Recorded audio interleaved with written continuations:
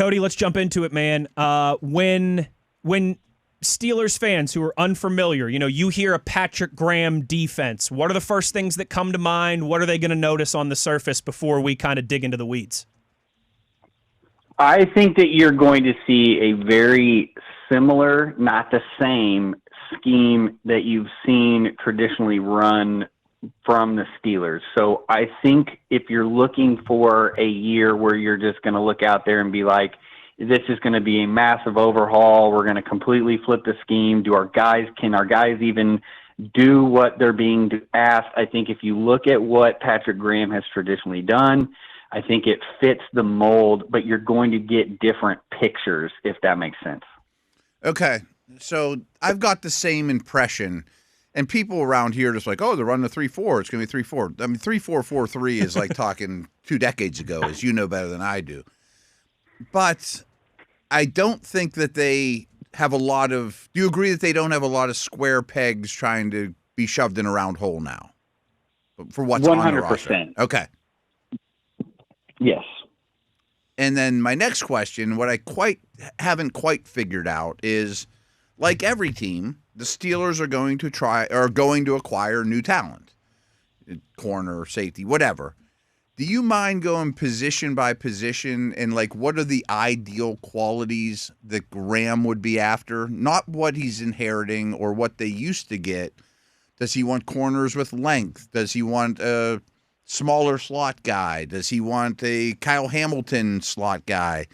Because frankly, looking at the Raiders, they just didn't have any good players. It's hard to. He didn't really get the pick of any of his groceries.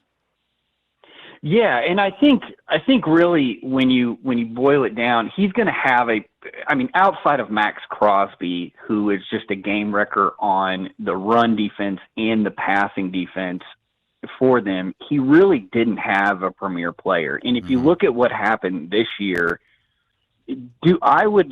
don't watch the film from this year. And the reason why is, and it's not because it's because of Pete Carroll. Yeah.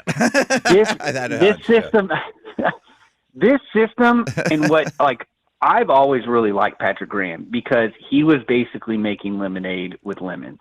And he was able to put Patrick Mahomes in hell multiple times. He could get you through a game plan. He could mitigate it. The problem was he either didn't have a quarterback on the other side that was competent, or he was forced to essentially run Pete Carroll's defense. I think there's sometimes when coaches get these jobs, they want to be able to walk in a room and be able to know what's being said. And so I think you look at it, the way that they ballooned their cover 3 rates last year, the only fingerprint that from Patrick Graham that I saw this past year that you're like, yeah, that's Patrick Graham, was their zero blitz stuff that they would use. So he wants to be an aggressive defense.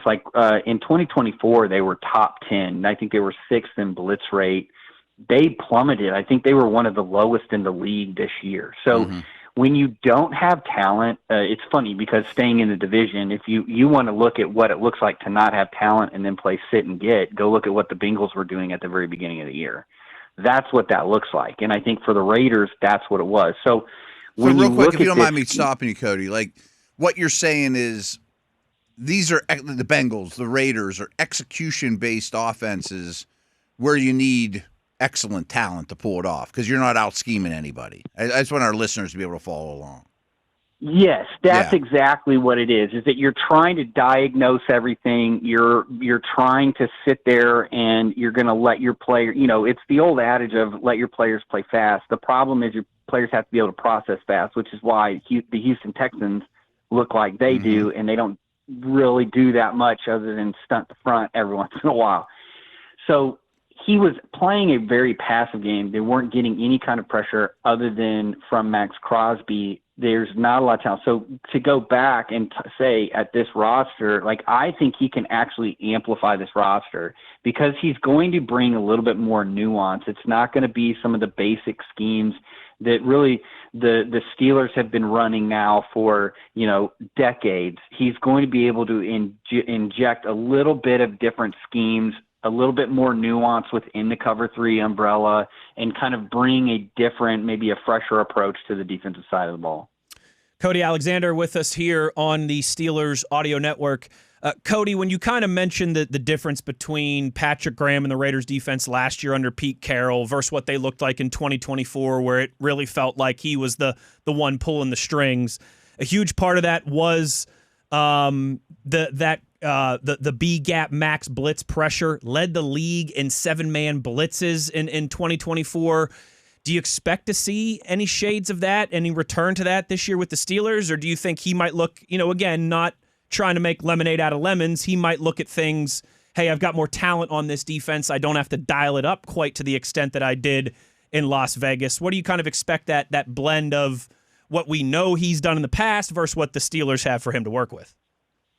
I actually think that's baked into his DNA, and that's kind of part of that's what I was saying. Is like one of the things that you can say, okay, I've watched the 24 tape. I've now watched the 25 tape. The one carryover that I know that this is Patrick Graham and this is his scheme is those, B gap blitzes, that cover zero that he runs.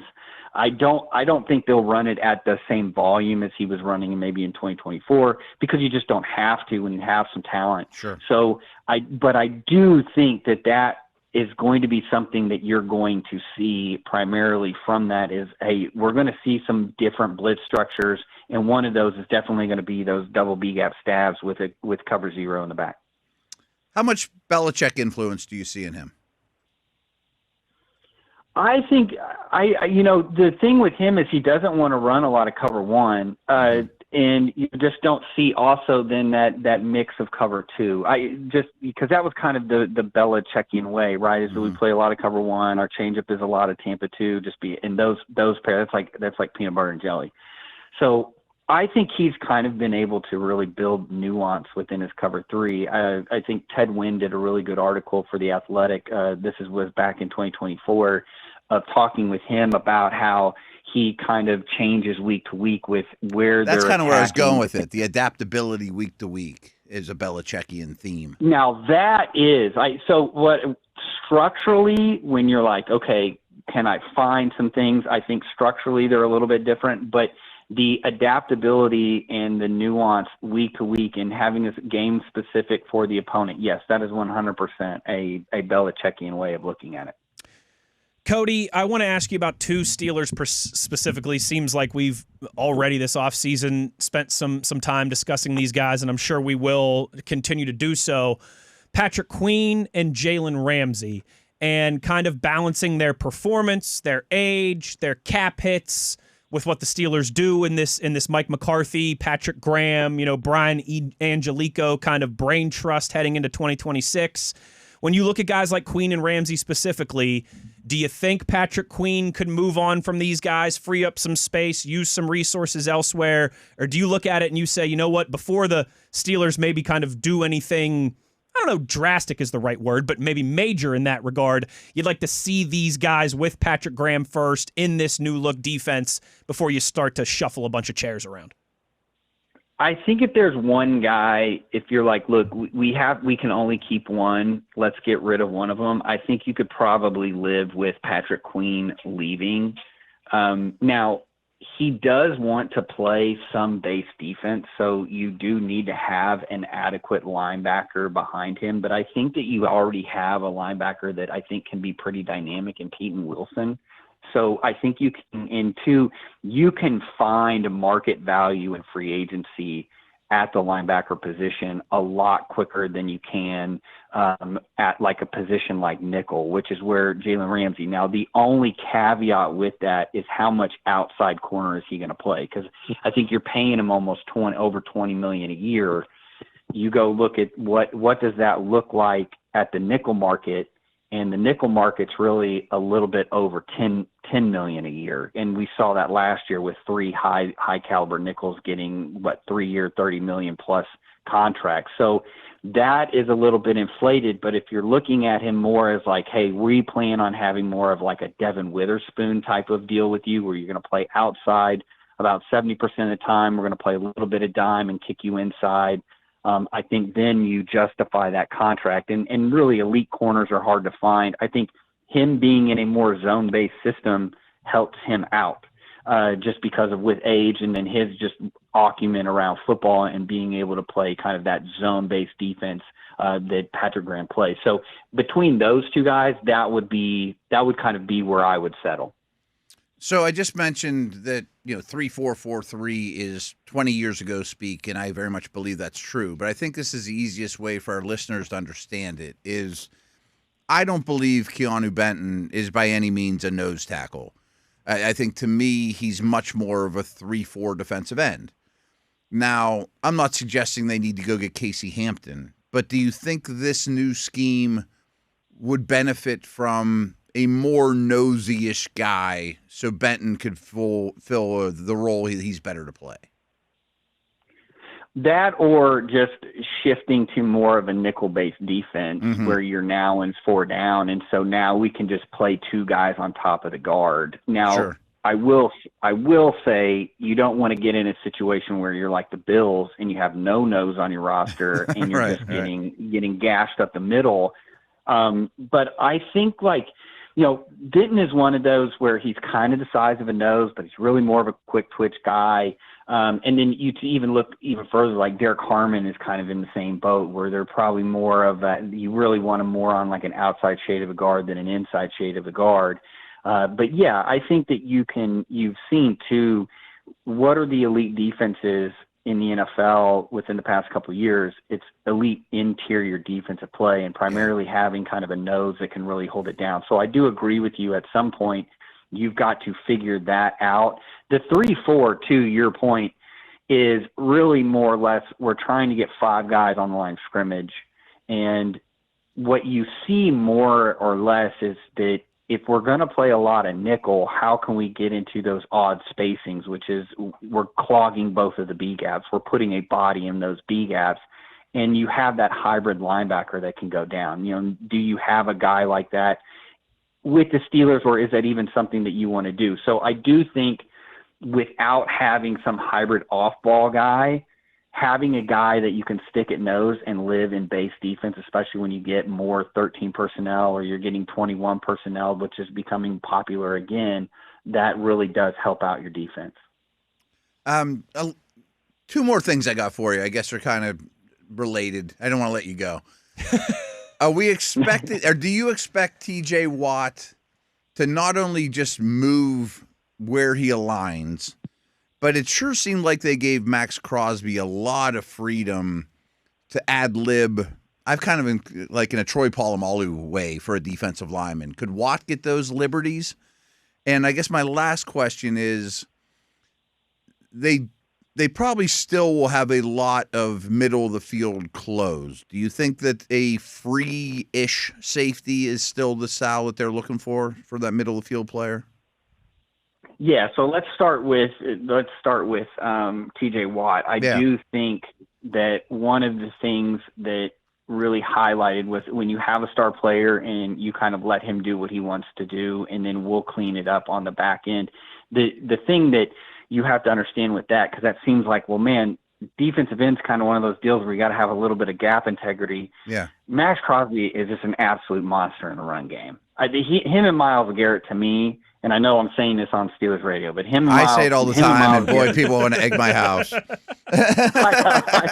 As an outside observer, the only reason why those 2 guys, like a Myles Garrett and a Max Crosby, are really 1A and 1B is because of the way that they just absolutely kill the run games of the opponents. I think Watt, to me, can have that ability, but it's more about, he's kind of more like a Bosa where it's really about the pass rush. And if the running back comes to me, I'll tackle him on my way to the quarterback type deal. But I do think, to your point, there's some things that you can do, whether it's keeping him to the 3 technique all the time. So basically keeping him covered so that he's always in a one-on-one with the tackle, much like you saw like with Micah Parsons in Dallas and then also in Green Bay, of where, hey, we'll keep you covered so you're essentially always going to have to get a one-on-one, which is what we want because we think you can win that, whether it is run or it is pass. So I do think moving him around is probably more beneficial. And at defensive end, and really, because he's not a big simulated pressure guy, so they're not going to be asking. And what does that mean? They're not going to be asking TJ Watt to drop into coverage at volume. So you're just not, that's not something that Graham wants to do. It's more of a 5-man pressure, and as you highlighted, 6-man pressure. Now, this is 100% going to be a closed post defense. So you will have a high safety. So I do agree with you that you need to find either a safety that can complement. I mean, it was Deshaun Ramsey Elliott. last year.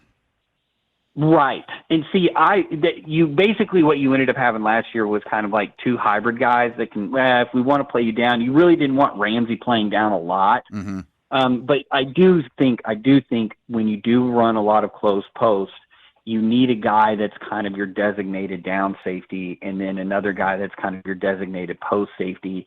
Sort of like the Minka days. Yes, exactly. Where he can do multiple things. I think you saw it too a little bit with like the Bears with Brisker and Byard. Byard was obviously the post, Brisker was obviously the down, but like you could flip it and just kind of confuse people because they're like, well, I always expected Brisker to be down here, and then all of a sudden he's the guy in the post. Okay, what's going on? You need to be able to have that change-up ability, but I do think 100% there's not a lot of holes on this defense. It's more or less like you just kind of need to clean up the scheme, modernize the scheme a little bit, and then kind of inject a little bit of juice in there, and that would be one of those spots where I think that you could really help yourself out. All right, I got one more because true or false, the Steelers gained a schematic advantage by the coaching changes from last year. I think defensively, yes. Defensively, defensively. Yes, I do think, and I can highlight this a little bit just because I live in Dallas. So I've heard about Mike McCarthy forever, but I do think too, like you will have a little bit of more of a little bit more of an explosive offensive scheme, or at least a scheme that you know you're going to score points. I think defensively there has been an update, much like the transition that you saw from Wink Martindale to Mike McDonald with the Ravens. This is a system that needs an update. We're seeing it's actually interesting. You know, one of the reasons why Eberflus kind of got kicked out of the league at this point was because you're running the same defense you ran 20 years ago. You need to update it, right? We see this with Dan Quinn. Dan Quinn said, I've got to update this. I've been running the man-centric Pete Carroll system now for, 20 years. I need to update it. I'm going to go with Durante Jones, who's running, basically the Bates Meltzer 5000 defense in Minnesota. So it's like the changes in Indianapolis this year were noticeable. Yes, Indianapolis, right. And even Anarumo has been trying to change his defensive scheme as well. So you look around at some of these older established guys, and they're either changing and evolving, or they're getting kicked out of the league. And I think that's one of the things that has been needed is, okay, well, you just switch from cover 1 to cover 3. And you're still running a lot of the things. Now, I will have to give Tomlin credit. They were running a little bit more quarters the past couple of years, but it wasn't like a nuanced version like you see in Robert Saleh or even at Jeff Ulbrich and some of these other guys that have come from that Carroll system that have kind of added quarters into it. So I do think this is an update, and I do think you're going to see a little bit more nuance. It's not going to be just kind of that vanilla scheme that you've really become accustomed to in Pittsburgh.